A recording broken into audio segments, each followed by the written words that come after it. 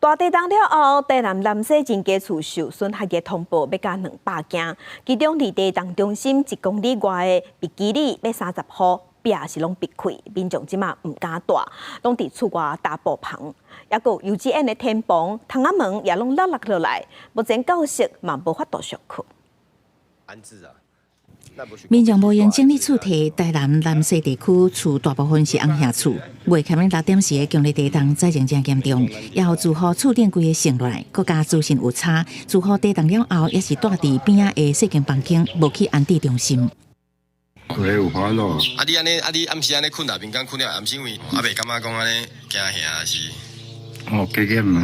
同款较庄卡的维基里，离嘉义大埔镇永敢若1公里，挖近30户民家，内外壁拢比较真严重，厝内拢遭地震落来的砖仔石头。居民讲，当初是去闸门水库的时阵，迁村起的40多年啊，即马厝煞又歹去，只好伫厝外搭天道。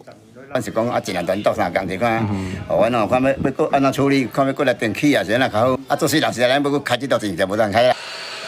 幼儿园嘛是受灾户，嘉安幼儿园天棚规个大面积落落来，电线拢现出来。老师甲职员无用整理环境，也甲学员烦恼安全疑虑，暂时无法度学生囡仔来上课。那我们今天已经清理很多了，对，想说，因为每个家家户户都影响很大，所以。 赶快清完之后，让家长可以放心的小孩子可以送过来这边。地震发生了后，南西重灾区房屋受损，通报将近200件是台南上济，已经有超过100件大红黄单，还有袂少人排队等待土技术的鉴定。所以区公所嘛安排老人文康中心、旅馆、青年活动中心安置居民。结构技师工会也会持续派技师来办理相关的房屋鉴定。 地震了后第2天，也是地震尾真济，厝体毁损，只好特入去消防中心。各界爱心物资一直入来全力支持，还有几多台行动餐车摆做规列，为灾民准备小的食食甲饮料。02、06地震的时候也有去帮忙。那因为这一次地震也蛮严重的，南西居民都断水断电所以也是马上义不容辞来帮忙。